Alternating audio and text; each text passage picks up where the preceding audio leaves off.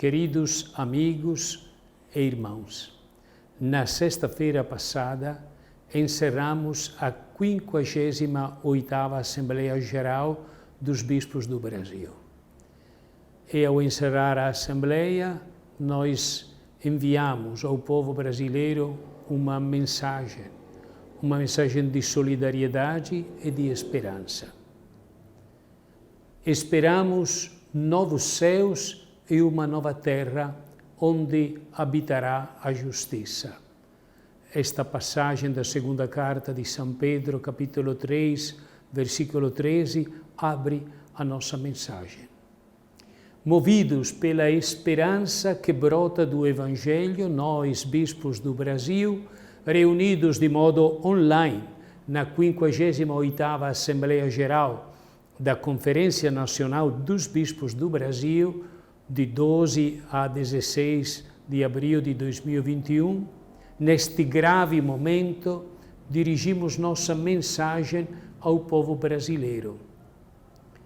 Expressamos a nossa oração e a nossa solidariedade aos enfermos, às famílias que perderam seus entes queridos e a todos os que mais sofrem as consequências da Covid-19. Na certeza da ressurreição, trazemos em nossas preces particularmente os falecidos. Ao mesmo tempo, manifestamos a nossa profunda gratidão aos profissionais de saúde e a todas as pessoas que têm doado a sua vida em favor dos doentes, prestado serviços essenciais e contribuídos para enfrentar a pandemia. O Brasil experimenta o aprofundamento de uma grande crise sanitária, econômica, ética, social e política, intensificada pela pandemia que nos desafia, expondo a desigualdade estrutural enraizada na sociedade brasileira. Embora todos sofram com a pandemia, suas consequências são mais devastadoras na vida dos pobres e fragilizados. Essa realidade de sofrimento deve encontrar eco no coração dos discípulos de Cristo. Tudo o que promove ou ameaça a vida diz respeito à nossa missão de cristãos. Sempre que assumimos posicionamentos em questões sociais, econômicas e políticas, nós o fazemos por exigências do Evangelho. Não podemos nos calar quando a vida é ameaçada, os direitos desrespeitados, a justiça corrompida e a violência instaurada. Louvamos o testemunho de nossas comunidades na incansável e anônima busca por amenizar as consequências da pandemia. Muitos irmãos e irmãs, bispos, padres, diáconos, religiosos, religiosas, cristãos, leigos e leigas, movidos pelo autêntico espírito cristão, expõem suas vidas no socorro aos mais vulneráveis. Com o Papa Francisco, afirmamos que são inseparáveis a oração a Deus e a solidariedade com os pobres e os enfermos. As iniciativas comunitárias de partilha e de solidariedade devem ser sempre incentivadas. É tempo de cuidar. Somos pastores e nossa missão é cuidar. Nosso coração sofre com a restrita participação do povo de Deus nos templos. Contudo, a sacralidade da vida humana exige de nós sensatez e responsabilidade. Por isso, nesse momento, precisamos continuar a observar as medidas sanitárias que dizem respeito às celebrações presenciais. Reconhecemos, agradecidos, que nossas famílias têm sido espaço privilegiado da vivência da fé e da solidariedade. Elas têm encontrado nas iniciativas de nossas comunidades através de subsídios e celebrações online, a possibilidade de vivenciarem intensamente a igreja doméstica. Unidos na oração e no cuidado pela vida, superaremos esse momento.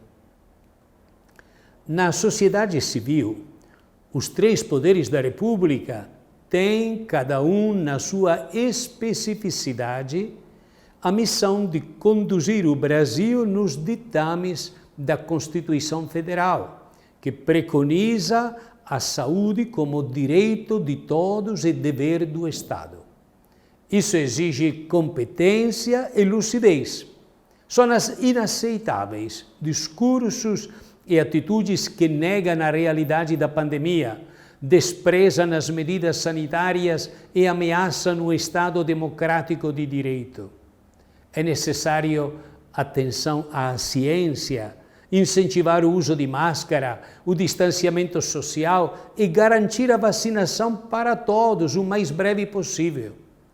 O auxílio emergencial digno e pelo tempo que for necessário é imprescindível para salvar vidas e dinamizar a economia, com especial atenção aos pobres e desempregados. É preciso assegurar maiores investimentos em saúde pública e a devida assistência aos enfermos, preservando e fortalecendo o Sistema Único de Saúde, o SUS. São inadmissíveis as tentativas sistemáticas de desmonte da estrutura de proteção social no país. Rejeitamos energicamente qualquer iniciativa que intente desobrigar os governantes da aplicação do mínimo constitucional do orçamento na saúde e na educação. A educação, fragilizada há anos pela ausência de um eficiente projeto educativo nacional, sofre ainda mais no contexto da pandemia, com sérias consequências para o futuro do país. Além de eficazes políticas públicas de Estado, é fundamental o engajamento no Pacto Educativo Global, proposto pelo Papa Francisco. Preocupa-nos também o grave problema das múltiplas formas de violência disseminada na sociedade, favorecida pelo fácil acesso às armas. A desinformação e o discurso de ódio, principalmente nas redes sociais, geram uma agressividade sem limites. Constatamos com pesar o uso da religião como instrumento de disputa política, justificando a violência e gerando confusão entre os fiéis e na sociedade. Merece atenção constante o cuidado com a casa comum, submetida à lógica voraz da exploração e degradação. É urgente compreender que um bioma preservado cumpre sua função produtiva de manutenção e geração da vida no planeta, respeitando-se o justo equilíbrio entre produção e preservação. A desertificação da Terra nasce da desertificação do coração humano.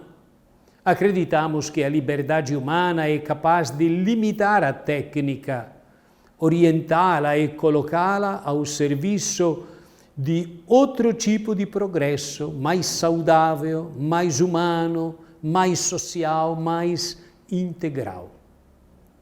É cada vez mais necessário superar a desigualdade social no país.